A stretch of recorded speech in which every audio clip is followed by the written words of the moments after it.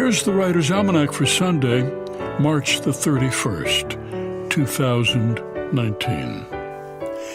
It's the birthday of Octavio Paz, born in Mexico City, 1914, author of Labyrinth of Solitude. It was on this day, 1889, the Eiffel Tower was inaugurated in Paris for the Paris Exposition, and also to demonstrate the structural capabilities of iron. There were a number of famous artists and writers who protested. They considered it to be ugly. The writer Guy de Maupassant and Émile Zola and Alexandre Dumas the Younger. The petition protested the useless and monstrous Eiffel Tower. Guy de Maupassant hated it so much that he ate in the restaurant in the tower every day because he said it's the only place in Paris where I don't have to see it. And it's the birthday of one of the great French intellectuals of all time, René Descartes, born in 1596 in La Haye en Touraine, France, which is now named for him, Descartes, France, author of the text still required reading in philosophy, Meditations on First Philosophy, published in 1641. He's the man who said, cogito ergo sum, I think, therefore I am, although he first wrote it in French, of course. Je pense donc je suis. It was the sum of an argument in his work Discourse on the Method. Descartes wanted to prove that skepticism about the laws of nature was a necessary step in understanding nature.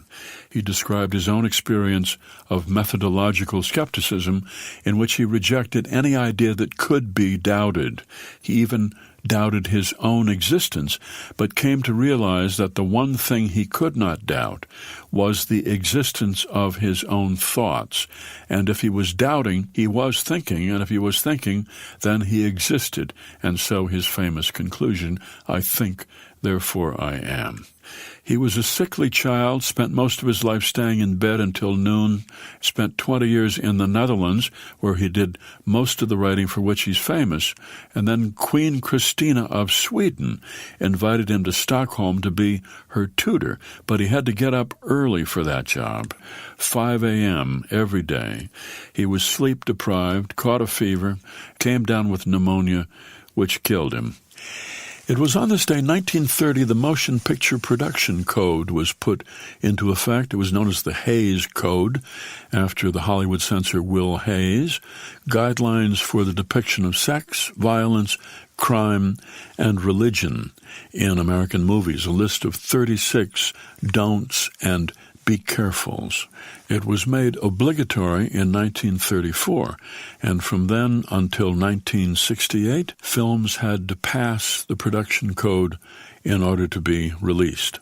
The Supreme Court had ruled in 1915 that the First Amendment to right to free speech did not extend to movies, so the film industry was nervous about government regulation, and they adopted the Hays Code, which said that crime must be punished, criminals should not be presented as sympathetic characters, pre- or extramarital sex must never be portrayed in a positive light, authority figures must be portrayed with respect, the church and the clergy must not be laughable or villainous, and showing drug use and interracial romance were outlawed. The Hays Code was the reason Ingrid Bergman got on the plane in Casablanca instead of living in sin with Humphrey Bogart. But in the 50s, a number of movies defied the Hays Code, such as Billy Wilder's Some Like It Hot, and the production code gradually faded away. Here's a poem by Donna Hilbert entitled Credo. I believe in the Tuesdays and Wednesdays of life, the tuna sandwich lunches and TV after dinner. I believe in coffee with hot milk and peanut butter toast, rosé wine in summer and burgundy in winter. I'm not in love with holidays, birthdays, nothing special, and weekends are just days numbered 6 and 7. Though my love, dozing over TV golf while I work the Sunday puzzle, might be all I need of life and all I ask of heaven. Credo, a poem by Donna Hilbert from her collection Gravity, published by Thibaut Bach and used by permission here on the Writer's Almanac. Be well, do good work, and keep in touch.